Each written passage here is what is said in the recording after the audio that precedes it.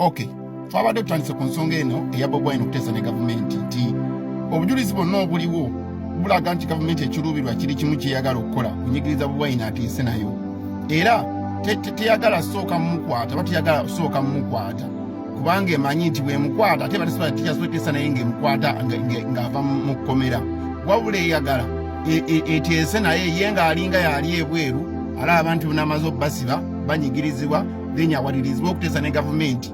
Singa ateesa ne gavumenti ki Bobi Wine kyagenda okufuna, ayinza okufuna abasibe b'okuteebwa, abasibe balina okuteebwa, asobola okufuna omulimu mu gavumenti, asobola okufuna ki ekirala ekibiina kye kisobola okuteekebwa ku lukala lw'ebibiina ebifuna ssente za IPOD empitirivu kati obuwumbi obuweeru ba 30 okweyongerayo kuba busooka ne mu 30. So kakati ebyo Bobi Wine gavumenti yo etaddewo process eyo, era olaba nga kivumbi omusango bamutaddeko ogwa terrorism tegulina kuconnectingira atuuro nakyoyinza mumuteekako wadde. So kikolaga gino emisango giteekeddwawo buteekebwa kugyetekebwawo okuteekawo mbeera Bobi Wine akkiriza okuteesa n'abantu ne gavumenti, naddala nga bano abantu ab'enganda z'abantu abanalaba nga abantu bebaludde mu makomera myaka 2 myaka 3 bonyuma ayinza okuteeka ku pressure ku Bobi Wine essaawa enajja okubanga takyalinako na mikwano egy'abasajja be nga ba Eddie Mutwe. So pressure yinza omuyitirirako nakkiriza okuteesa eventually, naye nga Bobi Wine tannateesa njagala tusome kino ekyawandiikibwa ekiri mu Yokaana 1:19 okutuuka ku 27 n'okweyongerayo nti Bayibuli egamba nti awo abakadde ba Isirayiri ne batuma bakabona n'Abaleevi ogenda okubuuza Yokaana omubatiza nti waayi gwani okitegeera kuba awulira nga waliwo omusajja aliyo mu ddungu akola bino na bino abatiza abantu, ne bamutumira Abaleevi bakabona Abaleevi n'abakadde ne bakabona bagende bamubuuze nti waayi gwani. Yokaana ne bamubuuza nti gwe mulokozi gwe Mesaya, n'agamba nti sinze Mesaya. Ne bamubuuza nti kati gwe Elijah, n'agamba nedda sinze Elijah. Ne bamubuuza gwe nnabbi oli, n'agamba nedda sinze nnabbi oli. Ne bamubuuza nti kakati fe abaatutumye abakadde abakulembeze Abayisirayiri tugenda bagamba tutya, tubuulire gwani, tuddeyo tubabuulire gwani. N'abagamba nti yenze eddoboozi lyoyo nakozesa ebigambo bya Isaaya ebigamba nti yenze eddoboozi lyoyo ayogerera mu ddungu nga ngamba nti mutereeze oluguudo lwa Mukama. Otegeera ekigambo ekyo. So kakati Bobi Wine ono ffe tubadde abasinga tuba tulowooza nti ye mulokozi, nti agenda otulokola okuva mu busibe buno bwe tubadde tulimu. So naye ate Bobi Wine bw'agenda n'ateesa, okitegeera ndabira ddala nga consequence ndaba nga ebigenda okufunikayo oba ebyokuvaayo bijja kuba biyamba a section of those people abana abali mu makomera oba n'ekibiina kyokka, nti agenda ennene y'okukyusa eggwanga oba ey'okuzza eggwanga ku rule of law ejja kuba tejja kutuukikako. Olwo kiba kitegeeza tujja kwetaagayo omulokozi omulala mu bino ebyobufuzi bya Uganda, okitegeera. Naye wali mu Bayibuli w'ensomye Yokaana yagamba nti si ye mulokozi, naye ffe wano tusuubira nti ng'era Yesu n'ajja n'abagamba nti amummwe mulimu omuntu alimu kwesobola nakwasumula bugoba ngatto ze.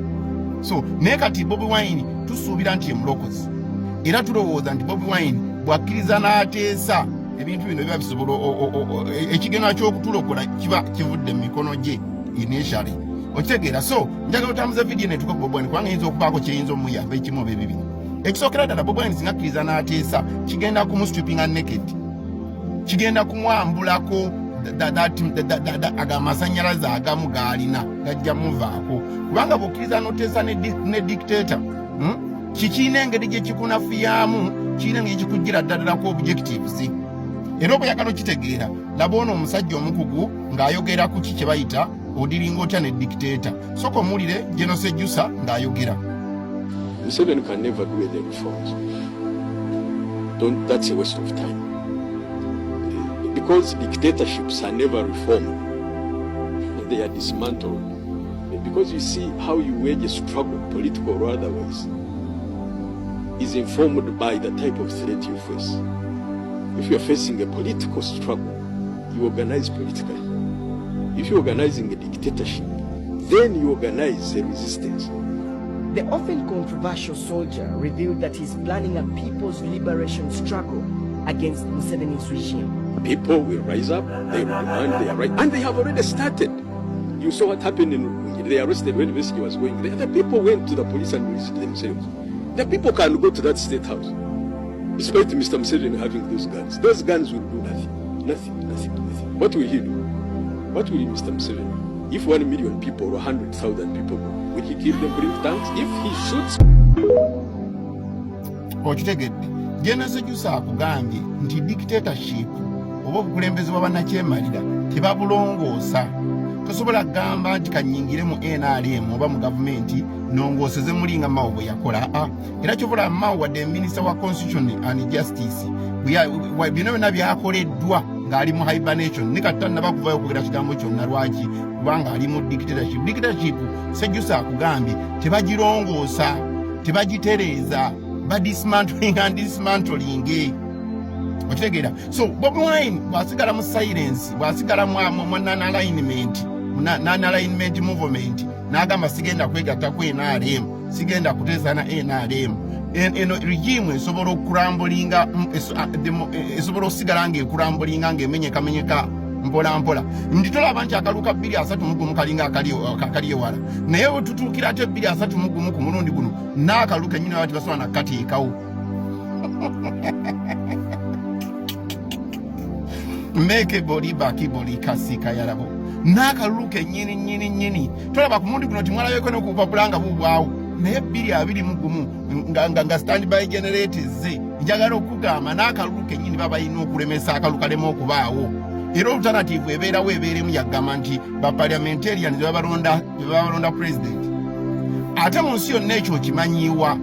So bw'oba mu nsi yonna tulinawo okimanyi era kiraga crisis. Nti tolowooza nti bo bw'omala okugamba nti kati parliament yeronda president nti olonga emirembe gibukadde nedda. Era wabaawo ate endala force wezifa obutukira endala era unrest neeyongera okuba ey'amaanyi. Nabagambye teri president ayagala afugira mu mbeera ng'eringa bweri kati mu Uganda. Buli president ayagala afuge ng'abantu bateredde. Okitegera? Buli abantu batatereera naye nnyina abatateredde. So kakati tewaliwo kintu kyonna kyoyinza kugamba nti Bobi Wine bw'aba ayagala kubeera mulokozi wa Uganda alina okugaana okuteesa. One thing kyalina okukola, alina okontrolinga olulimi lwe n'akendeeza okuvuma. Kubanga bajja kukozesa banoonya kati any slight mistake gy'agenda okukola bamukole ki? Beekwase kwe bamuteeke mu mabuusu. Oluvannyuma lw'ekiseera nga balaba agaanidde eddadala okuteesa. Okitegera? Era nabagambye nti bano abakulembeze b'eddiini abaagenzeeyo, those are the preliminary efforts okulaba nga babaawo enteeseganya muki wakati w'enjuyi zino ebbiri. Okitegera? Naye nga Bobi Wine bw'aba ayagala kubeera mulokozi wa Uganda mbino ebintu alina okugaana okuteesa. Kuba n'okugaana okuteesa kikuuma pressure esobola okuleetera omuntu yenna omulala ayina omuliro, ayina emiriro okusobola ogikozesa ng'alabira ddala tension zikyaliwo n'obuhige bukyaliwo nti anze kandi nga advantage ya situation ngikozese. Ate Bobi Wine bw'agenda n'ateesa tension ne zikka, nono ennyini ayagala okukola sensation oba ayagala okukola ekkuba eddala ery'okujja mu buyinza alemwa kubanga abantu baddamu ne bateeka ne banga tebakyakutegeera biki by'oyogera. Omulala yenna aba ayagala okukozesa ekkuba eddala lyonna. So n'ekirala nti Bobi Wine bw'agenda n'ateesa kiyamba dictator okubeera legitimized. Kiringa kugenda mu kkooti ne bagamba oyo okubba kwaliwo ne kwali tekumala. Kitegeeza dictator amuwadde legitimacy mu nsi yonna. Kati ne Bobi Wine okuteesa ne Museveni kiwa Museveni legitimacy. Issue ebeera resolved 100% nga tebakyali kati complainant yenna. Ekirala nti Bobi Wine bw'ateesa ne Museveni kigenda kuwa batomenta abantu abadde bonyaabonya abantu ebbanga nabassa abantu bonna ebasse abali mu ntaani ssaawa eno bo bagenda kuddamu bonna bafune emirembe n'abawagizi baabwe nonna mu community bafune emirembe.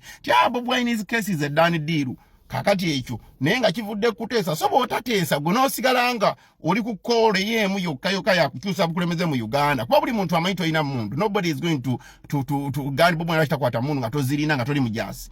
So people know you are limited ngera bujjo tubotugana nawe tosobola fe tukuwa amaanyi ate naffe tutiddemu kubanga abantu bangi battiddwa. Then bwe sigala ku course tova ku course towa mu bantu bano kuwummula baleke basigale nga ne basula bakukuna dde nga lumonde mbikata. Ekirala nti bwona kwiza n'oteesa kigenda kendeza obuwagizi bwo.